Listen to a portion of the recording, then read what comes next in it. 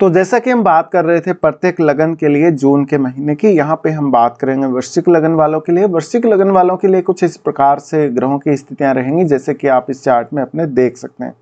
तो यहाँ पे सबसे पहले हम जो गोचरीय स्थिति हैं उनको देखेंगे, उसके बाद इस चार्ट के हिसाब से आगे बढ़ेंगे। यहाँ पे अगर हम गोचर में देखेंगे तो सबसे पहले बात करते हैं सूर्य की। सूर्य जहाँ पर 15 जून तक वृषभ राशि में रहने वाले हैं, इसके बाद इनका गोचर मिथुन राशि में होगा। बुध 14 जून तक वृषभ में रहेंगे, इसके बाद इनका प्रवेश मिथुन राशि में होगा और लगभग मंथ एंड में 29 जून से ये कर्क राशि में प्रवेश कर जाएंगे। शुक्र का गोचर अगर हम देखेंगे तो 12 जून तक इनका गोचर अपनी खुद की राशि वृषभ में रहने वाला है, इसके बाद ये बुध की राशि मिथुन में आ जाएंगे। मंगल का गोचर 1 जून से मेष राशि में रहने वाला है, गुरु वृषभ राशि में गोचर करेंगे, शनि कुंभ में गोचर कर रहे हैं और 29 जून से लगभग मंथ एंड में ये वक्री हो जाएंगे। चंद्रमा की बात करें तो चंद्रमा 1 जून को मेष राशि में हमें देखने को मिलेंगे, राहु मीन में और केतु कन्या राशि में रहने वाले हैं। इनके गोचर में फिलहाल कोई परिवर्तन नहीं होने वाला। तो अब हम बात करते हैं यहाँ पे आपको इस गोचर के रिजल्ट क्या क्या मिल सकते हैं। देखिए, सबसे पहले तो हम लग्नेश से स्टार्ट करते हैं। लग्नेश का गोचर अपनी खुद की राशि यानी मेष राशि में हो रहा है, जहां पर चंद्रमा की युति भी बनेगी लगभग 2-2.5 दिन के लिए। तो मंगल का अपने खुद के घर में प्रवेश रहना, अपने मूल त्रिकोण राशि में रहना, यह आपके लिए काफ़ी अच्छा रहेगा। हेल्थ में काफ़ी ज़्यादा इंप्रूवमेंट आएगा अगर हेल्थ को लेकर किसी भी प्रकार का आपको कोई दिक्कत चल रहा है तो। लेकिन ये मंगल मेनली आपका कोई किसी से मान लीजिए विवाद चल रहा है, कोई प्रॉपर्टी वगैरह का कोई मुकदमा चल रहा है या आपके ऊपर कोई लीगल मैटर चल रहा है ऑलरेडी, तो उन मामलों में आपको थोड़ा सहायक रहेगा। मंगल की इस स्थिति की वजह से आप अपने पड़ोसी, अपने रिश्तेदारों के साथ कभी अभी लड़ाई कर सकते हैं इस मंथ में। और यहाँ पे आपको ये ध्यान रखना होगा कि किसी भी प्रकार की कोई चोट लगे, आपके साथ कोई दुर्घटना हो या आपका बॉडी पर कोई कट लगे, ऐसा हो सकता है। मंगल का यहाँ होना आपको थोड़ा प्रॉब्लमेटिक स्थिति दिखाएगा क्योंकि अपने कलीग्स और अपने बॉस के साथ आपकी थोड़ी कम ही बनेगी। मंगल यहाँ होते हुए चंद्रमा के साथ जितने दिन तक युति रहेगी तब तक आप इमोशनली बहुत ज़्यादा परेशान रहेंगे, आपका कंसंट्रेशन बहुत कम बनेगा। इसके साथ साथ आप कोई गलत फैसला भी ले सकते हैं स्टार्टिंग के 2-3 दिन में। तो इस मंथ के स्टार्टिंग में थोड़ा सावधानी जरूर बरतें। इसके साथ साथ ऐसा मंगल आपको काफी एक्टिव बनाएगा, किसी भी प्रकार का रिस्क लेने के लिए ऐसा मंगल आपको प्रेरित करेगा।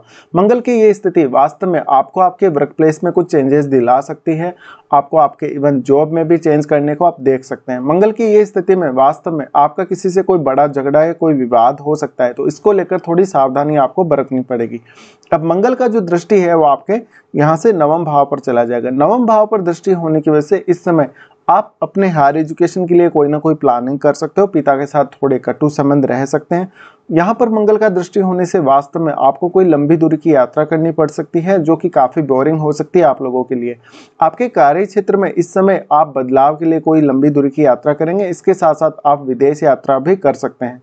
अगर आप ऑलरेडी विदेश में रह रहे हैं और विदेश में आप अपना कोई जॉब वगैरह तलाश रहे हैं तो मंगल यहाँ पर आपको बेहतरीन तरीके से सपोर्ट करेंगे क्योंकि मंगल का दृष्टि आपके 12वें भाव पर भी है और मंगल का दृष्टि 9वें भाव पर है। 9वें भाव पर होने की वजह से इस समय आपका अपने काम के पर्पज से कोई लंबा टूर हो सकता है।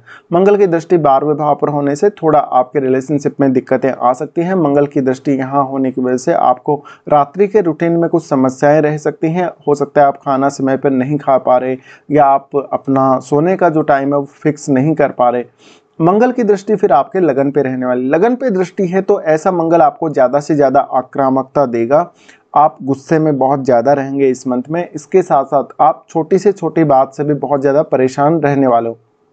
इस दृष्टि की वजह से वास्तव में आपका किसी से बहुत बड़ा कोई विवाद या कोई फाइट हो सकता है। मंगल की ये स्थिति वास्तव में आपके शत्रुओं को आपके मार्ग से दूर करेगी, तो आपका कोई भी अगर शत्रु है तो आप उनसे जमकर लोहा लेंगे। मंगल की स्थिति की वजह से हमेशा आपको अपने प्रयासों की वजह से सफलता मिलेगी। खुद के ऊपर ज़्यादा से ज़्यादा फोकस करें, खुद के प्रयासों को ज़्यादा से ज़्यादा बेहतर बनाएं। उसके बाद हम देखेंगे यहाँ गुरु के गोचर को। गुरु जो कि आपके दूसरे घर और आपके 5वें घर के स्वामी बनते हैं। गुरु का गोचर देखा जाए तो आपके 7वें घर में हो रहा है। 7वें घर में जहां पर आपके 4 ग्रह कुल इस मंथ में गोचर करेंगे, तो यहाँ काफी स्ट्रेसफुल समय दिखता है। हालांकि ये मैरिज के लिए जो मंथ है आपके लिए बहुत बेहतरीन रहेगा। अगर आप इंगेजमेंट वगैरह के लिए देख रहे हैं या मैरिज करने के लिए देख रहे हैं तो आपके लिए आप प्रॉपर प्लानिंग कर सकते हैं। गुरु का यहाँ गोचर वास्तव में आपको लव मैरिज तक के लिए प्रेरित कर सकता है या अपनी पसंद से की गई मैरिज के लिए प्रेरित कर सकता है। इस प्रकार से गुरु की स्थिति है तो जीवन साथी से धन लाभ मिल सकता है, जीवन साथी से आपको ज़्यादा से ज़्यादा सपोर्ट मिल सकता है। गुरु की यहाँ जो दृष्टियां जाएंगी, आपके 11वें भाव पे गुरु की दृष्टि रहेगी। ऐसा गुरु वास्तव में आपके लिए कोई ना कोई अच्छी पार्टनरशिप लेकर आ सकता है, कोई नया बिजनेस आइडिया लेकर आ सकता है। जीवन साथी से जिस प्रकार का सपोर्ट आप यहाँ एक्सपेक्ट करेंगे उसी प्रकार का सपोर्ट आपको मिल जाएगा, लेकिन थोड़ा बहुत आपस में कहा सुनी होने या किसी न किसी बात को लेकर मतभेद होने के फिर भी चांसेस रहेंगे। गुरु का दृष्टि 11वें भाव पर है तो जीवन साथी आपके धन के मामले में या अर्निंग्स के मामले में ज़्यादा से ज़्यादा सपोर्ट करता हुआ नजर आएगा। इस समय आप अपने जीवन साथी की कोई ना कोई मामले में गाइडेंस ले सकते हैं, जैसे कि अपने कैरियर पर्पज़ के लिए या अपने बिजनेस पर्पज़ के लिए या अपने किसी भी फाइनेंस से जुड़े हुए मैटर के लिए। गुरु का दृष्टि आपके लगन पर रहेगा। ऐसा गुरु आपको ज़्यादा से ज़्यादा आध्यात्मिक होने के लिए प्रेरित करेगा, पूजा पाठ के लिए प्रेरित करेगा, आपको अकल्ट में ज़्यादा से ज़्यादा रुचि देगा। इसके साथ साथ आप अपने विवेक का, अपनी बुद्धि का बेहतरीन से बेहतरीन इस्तेमाल कर सकेंगे। अब गुरु जो कि यहाँ पर 5वें घर के भी स्वामी, 5वें घर के स्वामी होने की वजह से अगर आप ऑलरेडी मैरिड हैं तो यहाँ सूर्य और बुध क्योंकि हैं, इस वजह से थोड़ा बहुत मनमुटाव जीवन साथी से होने के चांसेस बनेंगे। अगर आपका गुरु बहुत ज़्यादा अच्छी स्थिति में है चार्ट में तो निश्चित रूप से आप जीवन साथी से कुछ सपोर्ट जरूर प्राप्त कर सकते हैं। यहाँ गुरु का होना वास्तव में आपको कुछ छोटी मोटी यात्राएं दे सकता है, जीवन साथी के साथ कोई छोटे मोटे टूर दे सकता है जिस पे आपको ज़्यादा से ज़्यादा ध्यान देना चाहिए। यहाँ पे अगर आप अपने बिजनेस पर्पज़ के लिए या अपने पार्टनर के किसी भी काम के लिए ट्रेवल करते हैं तो आपका काम बहुत ज़्यादा सक्सेसफुल होने के चांसेस हैं। उसके बाद हम यहाँ लेते हैं शनि को। शनि जो कि आपके 3रे घर और आपके 4थे घर के स्वामी बनते हैं। शनि का गोचर आपके 4th हाउस में ही हो रहा है, तो 4th हाउस में शनि का गोचर वास्तव में प्रॉपर्टी वगैरह में आप अगर डील करना चाहते हैं, कोई आप ऐसा कोई सामान खरीदना चाहते हैं घर के लिए, कोई कंस्ट्रक्शन रिलेटेड घर में काम चल रहा है, तो उन मामलों में शनि यहाँ आपको ज़्यादा से ज़्यादा सपोर्ट करते हुए नजर आ सकते हैं। कुछ हद तक आपके अपने परिवार को लेकर, अपनी खुद की जिम्मेदारियों को लेकर आपकी इधर उधर की यात्राएं भी हो सकती हैं। शनि 3रे भाव के स्वामी होने की वजह से आप अपने घर परिवार के लिए इस समय ज़्यादा से ज़्यादा एफर्ट्स लगाएंगे और आपके जो एफर्ट्स होंगे वो काफ़ी ज़्यादा सक्सेसफुल भी होंगे। शनि का यहाँ से दृष्टि रहेगा आपके 6ठे भाव पे जहाँ पर मंगल ऑलरेडी है, तो ऐसा शनि वास्तव में आपको सपोर्ट करेगा आपके कार्य क्षेत्र में। आपके कार्य क्षेत्र में जो भी बाधाएं आ रही है उनको शनि दूर करने के लिए आपको प्रेरणा देगा। इसी प्रकार से शनि का दृष्टि आपके 10वें भाव पे है। 10वें भाव पे है तो इस समय आपको ज़्यादा से ज़्यादा जिम्मेदारियां लेनी चाहिए और अपनी जिम्मेदारियों को आपको वहन करना चाहिए। शनि का जो दृष्टि है उसकी वजह से थोड़े बहुत बॉस के साथ मनमुटाव रह सकता है यहाँ पर, या ज़्यादा मेहनत करनी पड़ सकती है अपने कार्य क्षेत्र को लेकर। इसके साथ साथ आपका शनि का जो दृष्टि है लगन पर आ रहा है। लगन पर दृष्टि आने की वजह से इस समय आपको थोड़ा सा रुककर सोच समझकर फैसला लेना चाहिए, जिससे आपके लिए और अच्छा रहे, आप फैसला बहुत अच्छे से ले पाएं और जो भी फैसला आपने लिया है उस पर आप काफ़ी एक्टिवली काम कर पाएं। यहाँ पर शनि है तो थोड़ा सा मेंटली डिस्टर्ब रख सकता है। अगर आप स्टूडेंट हैं तो आपको पढ़ाई लिखाई में कुछ दिक्कतें यहाँ आ सकती हैं, थोड़ा सा कंसंट्रेशन आपका कम बनेगा इस मंथ में। उसके बाद हम यहाँ से आगे बढ़ जाते हैं और यहाँ पर बात कर लेते हैं शुक्र के बारे में। शुक्र जो कि ऑलरेडी आपके 7वें भाव में ही गोचर कर रहे हैं और शुक्र 7वें और 12वें घर के स्वामी बनते हैं। शुक्र का ये गोचर आपकी लाइफ में किसी और को लेकर आ सकता है, आपका किसी और के साथ कोई रिलेशनशिप वगैरह हो सकता है, क्योंकि शुक्र का संबंध 12वें भाव से है। इस वजह से आपका अफेयर वगैरह हो सकता है। अगर आप मैरिड हैं तो आपका एक्स्ट्रा मैरिटल अफेयर हो सकता है। शुक्र का ये ट्रांजिट आपको आपकी मैरिज के मामले में काफ़ी हेल्प करेगा। आपका हो सकता है इस समय विवाह होने के पूरे चांसेस बन रहे हैं, तो आप विवाह के लिए प्लान कर सकते हैं। इसके साथ साथ जीवन साथी से कुछ ज़्यादा सपोर्ट अगर आपको चाहिए धन के मामले में या किसी भी प्रकार की गाइडेंस चाहिए तो वो भी आप अपने जीवन साथी से इस समय प्राप्त कर सकेंगे। शुक्र का दृष्टि आपके लगन पर रहेगा। ऐसा शुक्र आपको थोड़ा सा भोग विलास के लिए प्रेरित करेगा। यहाँ पर आपको बहुत ज़्यादा सजने संवरने की इच्छा हो सकती है। शुक्र की इस स्थिति की वजह से आपको आपके जीवन साथी या अपने मौज मस्ती के लिए थोड़ा ज़्यादा पैसा खर्च करना पड़ सकता है।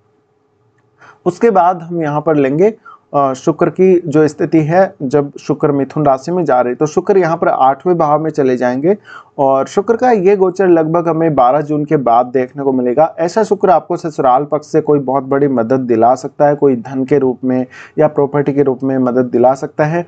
इसके साथ साथ आपको किसी भी प्रकार से ऐसे कार्यों से फायदा हो सकता है जहां पर आपका कोई भी ऐसा इनकम सोर्सेज है जिसके लिए आपको कोई प्रयास नहीं करना पड़ रहा, आपको कोई ज़्यादा हार्डवर्क नहीं करना पड़ रहा। शुक्र का दृष्टि आपके सेकंड हाउस पर रहेगा, इस वजह से सेकंड हाउस पर शुक्र का आशीर्वाद अवश्य रहेगा, लेकिन आपको वाणी से भी काफ़ी ज़्यादा लाभ मिलेगा और शुक्र की दृष्टि होने से आपकी वाणी काफ़ी प्रभावशाली हो सकती है।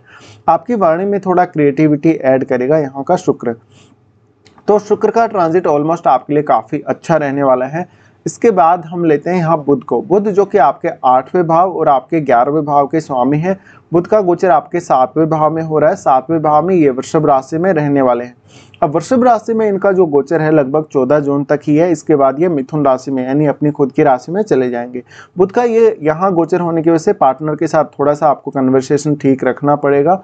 यहाँ पर आपके बिजनेस के लिए बहुत अच्छी स्थिति बन रही है। आपको बिजनेस के लिए किसी अन्य व्यक्ति से मदद मिल सकती है, अपने पिता से मदद मिल सकती है। इस समय अपने जीवन साथी से भी आपको मदद काफ़ी ज़्यादा मिल सकती है अपने खुद के कार्यों या बिजनेस में। बुध की ये स्थिति दिखाती है कि आप वास्तव में सही डिसीजन ले पाएंगे अपने बिजनेस वगैरह को लेकर, लेकिन यहाँ थोड़ा बहुत मनमुटाव या थोड़ी बहुत परेशानी जीवन साथी के साथ फिर भी आपको आ सकती है। बुध आपके 11वें घर के स्वामी, 11वें घर के स्वामी होने की वजह से आप अगर मार्केटिंग से जुड़े हैं, धन से रिलेटेड किसी भी काम से जुड़े हैं, मनी मैनेजमेंट से जुड़े हैं, तो आप काफ़ी अच्छा कर सकेंगे। उसके बाद बुध जा रहे हैं अपने खुद के घर में, जहाँ पर वो अपने ही घर यानी 8वें भाव में आपके रहेंगे। यहाँ का बुध आपको काफ़ी ज़्यादा समझ डेवलप करेगा। किसी भी प्रकार का ऐसा काम जिसमें आप अकल्ट से रिलेटेड काम कर रहे हैं, रिसर्च से रिलेटेड काम कर रहे हैं या कोई अन्य ऐसा काम कर रहे हैं जो बहुत ज़्यादा गोपनीय है, इसी प्रकार से आपको बुध गोपनीय तरीके से धन कमाने के लिए भी प्रेरित करेगा। तो ऐसे मामलों में आपको बुध ज़्यादा से ज़्यादा यहाँ सपोर्ट कर सकता है। बुध का यहाँ से एस्पेक्ट रहेगा आपके सेकंड हाउस पर, जहाँ पर आपकी वाणी को भी बुध काफ़ी ज़्यादा प्रभावित करेंगे। तो बुध का गोचर आपके लिए ऑलमोस्ट काफ़ी अच्छा है यहाँ पर। उसके बाद बुध कर्क राशि में प्रवेश कर जाएंगे जो कि इस मंथ के एंड में होगा। उसके बाद हम यहाँ पर देखते हैं चंद्रमा को। चंद्रमा बेहद खास गोचर है चंद्रमा का इस मंथ में। अगर हम देखें तो चंद्रमा स्टार्टिंग में आपके छठे भाव में होंगे जहाँ वो मंगल के साथ होंगे। अब मंगल आपके लग्नेश हैं खुद और छठे घर के भी स्वामी, ऐसे में थोड़ा स्ट्रेसफुल समय रहेगा 2-3 दिन के लिए। उसके बाद चंद्रमा आएंगे आपके 7वें भाव में, जहाँ पर जीवन साथी के साथ बेहतर रिलेशनशिप आपको देखने को मिलेगा। जीवन साथी के साथ सडनली कोई आपकी इस समय यात्रा हो सकती है। लगभग ये समय आपका 3 या 4 तारीख के आसपास का हो सकता है। उसके बाद चंद्रमा आपके 8वें भाव में प्रवेश करेंगे, जहां पर आपको काफ़ी ज़्यादा जिज्ञासु बनाएंगे। आपको कुछ नया सीखने, कुछ नया पढ़ने लिखने के प्रति प्रेरित करेंगे, लेकिन मानसिक रूप से यहाँ पर आपको थोड़ी परेशानियाँ आ सकते हैं। उसके बाद चंद्रमा अपनी खुद की राशि और सूर्य की राशि सिंह में प्रवेश करेंगे। इन दोनों राशियों में लगभग आपको चंद्रमा बहुत अच्छा रिजल्ट देंगे। यहाँ पर आपको अपने काम के पर्पज से कोई यात्रा करनी पड़ सकती है। कुछ किसी भी प्रकार का आध्यात्मिक कार्य में अगर आप संलग्न हैं तो आपको काफ़ी लाभ होगा। इसके साथ साथ अगर आप योगा या मेडिटेशन से जुड़े हैं या आप रेगुलर मेडिटेशन करते हैं तो आपको चंद्रमा के गोचर का काफ़ी फायदा मिलेगा। उसके बाद हम यहाँ देखते हैं सूर्य को। सूर्य का गोचर बेहद खास रहने वाला है। सूर्य 7वें भाव में क्योंकि गोचर कर रहे हैं और सूर्य आपके 10वें भाव के स्वामी बनते हैं। अब 10वें भाव के स्वामी बनकर जब इस प्रकार से सूर्य ट्रांजिट कर रहे हैं 7वें भाव में, तो ये थोड़ा सा जीवन साथी के साथ आपको स्टार्टिंग में कठिनाई दे सकता है। लगभग 15 जून तक की स्थितियों में सूर्य यहाँ रहेंगे। तो ऐसे में आप अगर पॉलिटिक्स में हैं या सोशल सर्विस से जुड़े हैं तो आपको बेहतरीन फायदा मिल सकता है। लोगों का समर्थन बहुत अच्छा मिल सकता है सूर्य के यहाँ होते हुए। वास्तव में आपका जीवन साथी आपको आपके कार्य क्षेत्र में ज़्यादा सपोर्ट कर सकता है। इसके साथ साथ लोगों की तरफ से आपको मान सम्मान और अप्रिसिएशन अच्छा मिल जाएगा। यहाँ सूर्य के होते हुए आप पिता से भी कुछ मदद जरूर एक्सपेक्ट कर सकते हो। सूर्य उसके बाद आपके 8वें भाव में प्रवेश करेंगे। 8वें भाव में सूर्य प्रवेश करेंगे तो एक तो धन को लेकर स्थिति अच्छी बनेगी आप लोगों के लिए। इसके साथ साथ यहाँ पर सूर्य आपके लिए कोई भी ऐसे कार्यों में सफलता लेकर आएंगे, जैसे बहुत ज़्यादा कोई आप गोपनीय काम कर रहे हैं या आप रिसर्च वगैरह कर रहे हैं या अपने हायर स्टडीज़ में आप कोई काम कर रहे हैं, तो यहाँ का सूर्य वास्तव में आपको आर्थिक रूप से भी काफ़ी ज़्यादा सक्षम बनाएगा। सूर्य की दृष्टि सेकेंड हाउस पर रहेगी। इस वजह से आपको धन को जो लेकर स्थितियां बन रही हैं या अपनी प्रॉपर्टी वगैरह को लेकर जो स्थितियां बन रही हैं उनको बहुत अच्छे तरीके से आप मैनेज यहां कर सकेंगे। तो सूर्य का गोचर इस मंथ में आपके लिए काफ़ी अच्छा रहने वाला है ऑलमोस्ट। अब देखिए हम यहाँ से आगे बढ़ जाते हैं। ऑलमोस्ट सभी ग्रहों के बारे में हमने यहाँ चर्चा कर ली है और राहु और केतु के बारे में अभी कोई खास चर्चा हम नहीं करने वाले, ऑलरेडी इनके बारे में काफ़ी बातें हो चुकी हैं। तो अब हम देख लेते हैं कौन कौन से अच्छे दिन और कौन कौन से खराब दिन आप लोगों के लिए आने वाले। अच्छे दिनों की जहाँ तक बात है, आपके लिए 5, 6, 9 से 13 तक और 21 और 22 ये दिन बहुत बेहतरीन रहने वाले हैं। अगर आपका कोई काम ऐसा है जो बार बार अटक रहा है, जहाँ पर आपको चीज़ें आगे बढ़ते हुए नहीं देखने को मिल रही, तो आप काम को इन दिनों में प्लान जरूर कर सकते हो। उसके बाद देखेंगे कुछ खराब दिनों को। खराब दिनों में देखा जाए तो चंद्रमा का गोचर जब मेष राशि में होगा 3, 4 और 30 तारीख को, ये समय आपके लिए बहुत ज़्यादा डिफिकल्ट रहेगा। इस समय आपको काफ़ी ज़्यादा परेशानी हो सकती है, अपना मेंटल स्ट्रेस हो सकता है या किसी न किसी बात को लेकर आपका गुस्सा बहुत ज़्यादा भड़क सकता है। इस समय गुस्से में आकर आप कोई गलत डिसीजन ले सकते हैं।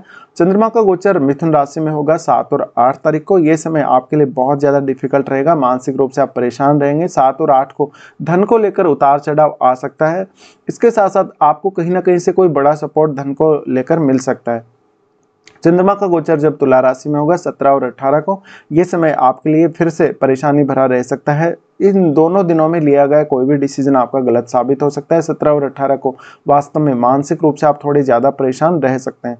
तो ये कुछ दिन है जहां पर आपको अलर्ट रहना पड़ेगा। तो फिलहाल हम पूरा डिस्कशन कर चुके हैं। फिलहाल आपको वीडियो देखने के लिए धन्यवाद।